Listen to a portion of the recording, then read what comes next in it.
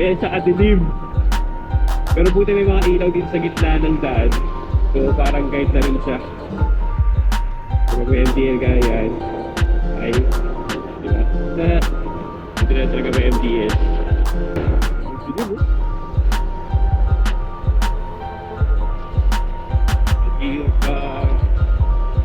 Kahit yung gabi, lalo na pag wala kang ilaw eh. Grabe, sobrang lamig dito. Paskong Pasko na. Good morning, ay good evening pala. Good evening sa inyo mga tropang gala. It's me again and we're back for another video. As you can see, nagkamali pa ako ng bate. It's evening, gabi na, and it's 10:30 PM na. Magkakaroon lang tayo ng short ride for tonight. Medyo matagal-tagal naman tayo hindi nakapag-upload dahil sa mga inaasikaso natin, no? But yeah, tonight we'll meet old friends, and si Tres kasama natin, and some old friends. So biyahe lang tayo paangat na Antipolo siguro or Tanay, depende. Meet muna natin sila Tres dito sa may 7-Eleven sa meetup place. So this is short ride lang, medyo nagkaroon na ng konting kate. At yun, medyo magmumotor-motor tayo ngayon. So tara, let's go, let's go!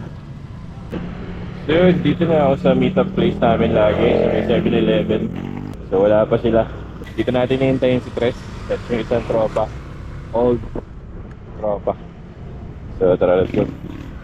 So yun, dumating na nga, no? Rani. And syempre, old friend. Kasama natin yung si Solen TV. So kompleto na yung gang. Supposedly kasama natin dapat sila Tonton and Jan. Kaso biglang hindi sila pwede. Dapat 5 kami ngayon tutuloy.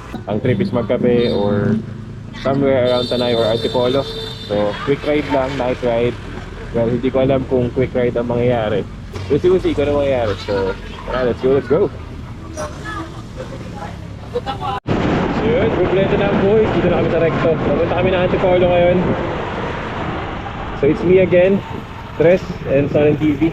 So, dito tayo dadaan sa may Recto ngayon since pumunta muna kami kay Tres para kunin yung ibang mga gamit na naiwan. And dire-diretso na to, palabas ng Aurora Boulevard. Usi-usi ka na mangyayari. Let's enjoy the night. And yeah, let's go, let's go. Then stop muna kami dito sa may 7-Eleven. Paglagpas ng UERM, tayo natin sa atin. Nauna ta sinintay kami, tapos nauna kami. Nagkasalisihan na. Gateway ko ba? Dire-diretso pa tayo. Let's go. So yun, nandito na kami sa pupuntahan namin ngayong gabi. Wow! Kismet.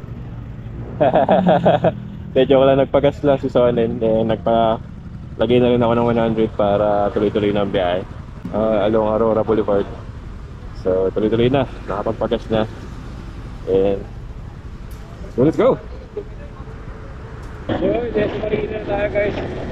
Ang pupuntahan niya pala natin ngayon is Cafe Augusta. Sarado, maghanap kami na ibang bukas. Puno, marami ibang kapihan din ako bukas. But yeah, busi-busi. Let's go!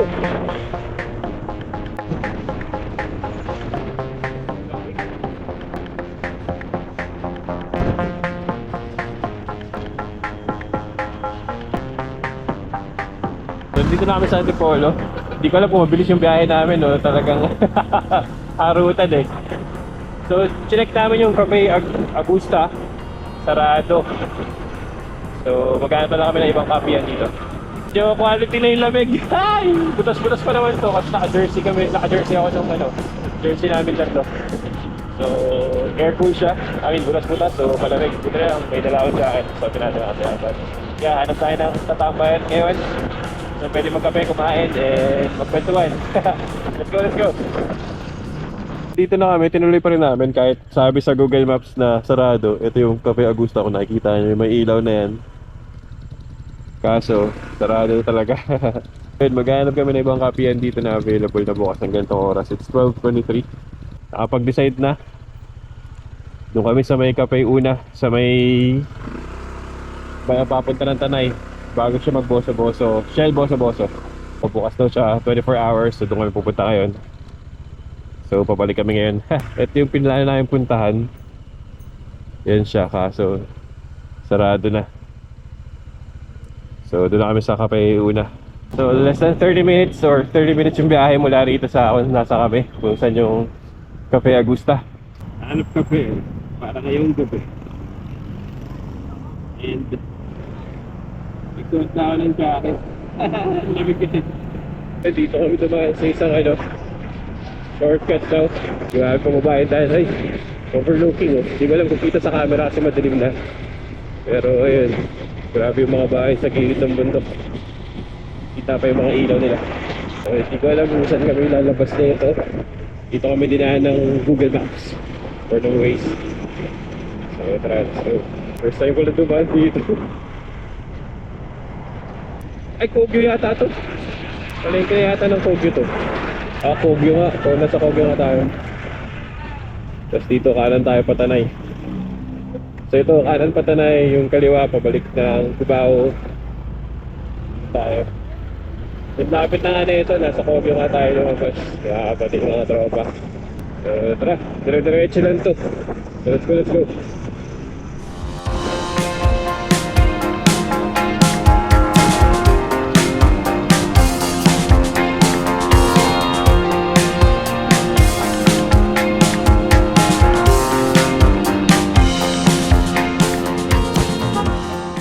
So yun, dito kami, huminto kami saglit kasi na nagpalit ng battery sa Sonnen. And mukhang change of plan. Mukhang didiretso kami ng Kabsat. Instead na Kapay una dito sa may Boso-Boso, didiretso pa kami papasok ng Marilaque, papunta ng Infanta. Rekta tayo ng Kabsat kung saan nagkaka-turf or kumakain sila Kong TV. So yun. Nakakain ako dun once, kasama ko yung girlfriend ko si Cathy. Pero yeah, babangking-bangking tayo ngayong gabi. And wala talaga kasi plano to, biglaan. Kung lang kami mapatpat talaga.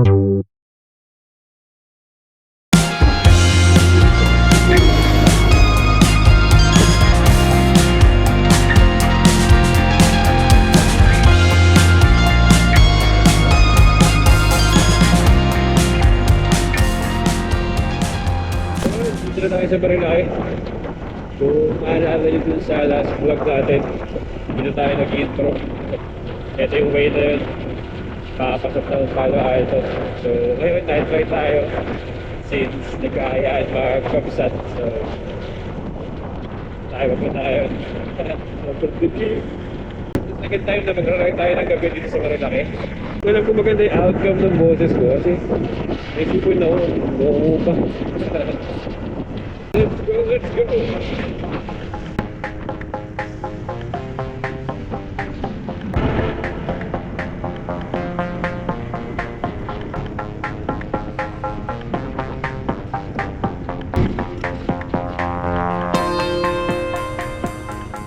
So yun, nandito na kami sa may Kabsat, Marilaque. Ito yung drive-thru nila na ginagawa pa. Pero dito tayo sa may restaurant, sa may grill and restaurant nila.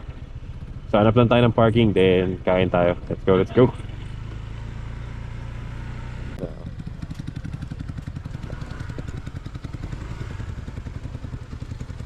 Kabsat, cafe, and grill.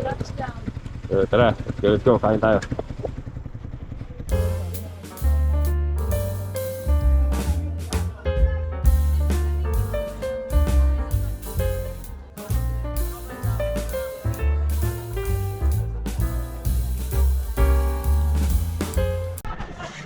So yun, tapos na kami kumain dito sa may Kabsat. Wala si Boss Kong.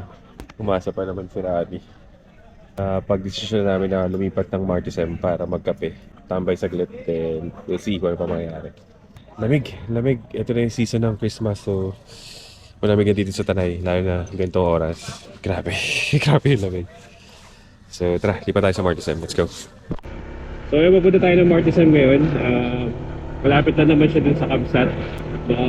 1.5 or 2 kilometers lang yata away or less than 1. Basta malapit lang siya dun sa Kabsat. So dun tayo magkakape. So kumain lang kami sa Kabsat, then lipat ng Martessem para magkape. So let's go. Grabe, sobrang lamig dito. Pasko na sa Tanay. Sobrang dilim oh. Ito, detesting ko pag wala ako. Pag wala kami ni driving lights, kaya ganyan siya kadilim. Pero buti may mga ilaw dito sa gitna ng daan, so parang guide na rin siya. Kung may MTL ka yan, ay, di ba? Buti na talaga may MTL. So as a courtesy, kapag nasa daan kayo, pag ganitong madilim, kunyari naka-high kayo, tapos may nakasalubong kayo, syempre babaan nyo ng low beam para hindi nasisilaw yung kasalubong nyo, then taas nyo na lang ulit. Pero kasi ibang rider na pag nakasalubong mo talaga hindi nagpapatay ng high beam eh. So intindihin na lang natin sila, siguro pagod or something. Pero sa ganito talaga, pag may nakasalubong kayo, kaya naka-high beam kayo ganyan, patayin nyo na, low beam. Patik nyo na lang pagkalagpas ng kasalubong nyo. Pero good thing dito may mga ilaw sa gabi oh. So here we are sa Martessem. Ang ganda niya pala sa gabi. I mean, siguro sinetap talaga nila, may mga ilaw oh. Grabe ang ganda. So dito tayo magkakape ngayon. Ito na si Pwes. Hanap lang tayo ng parking, then picture, video, konti. So tara, let's go. So yun, dito muna kami natambay sa may Martessem. Medyo iba pala itsura nito pag gabi. Ito yung cafe nila. Usually dito tayo pumapasok, papunta doon sa pinaka-restaurant. Pero meron palang cafe dito sa labas. As in sa labas lang nung malaking Martessem. So kakape lang kami dito saglit. Then kwentuhan. And we'll see kung ano pa mangyayari. So let's enjoy the night. The night's still young. And yeah, tara, samahan nyo kami. Let's go.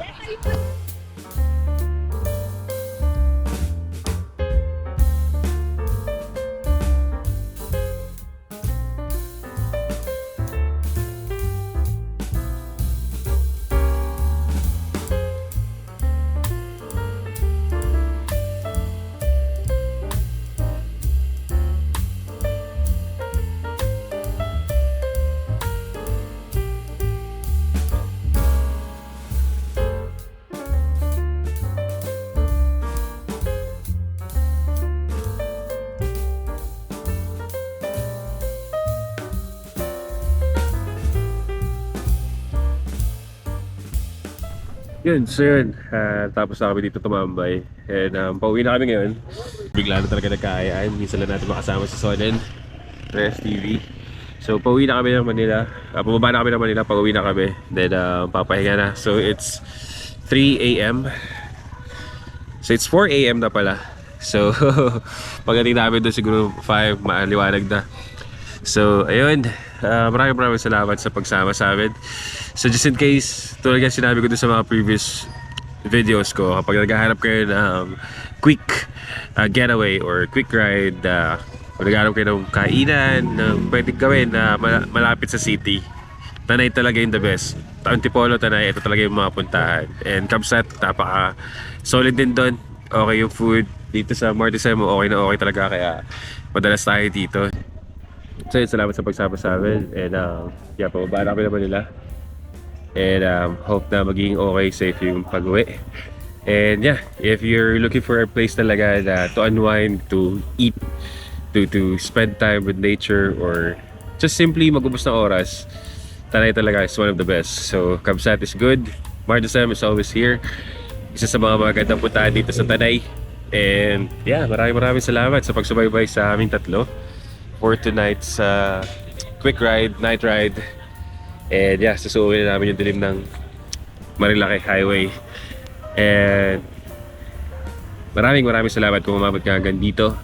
Maraming salamat sa suporta, sa panonood. And I'll see you on the next video. Ingat lahat, God bless. And yeah, I'll see you. Bye.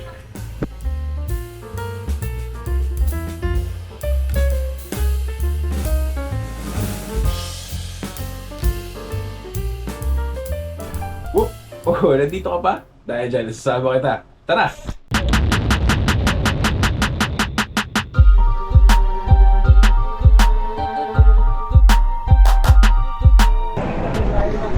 Kagi, nandito na tayo. Touchdown, pare. Come with me. Finally here. Let's go!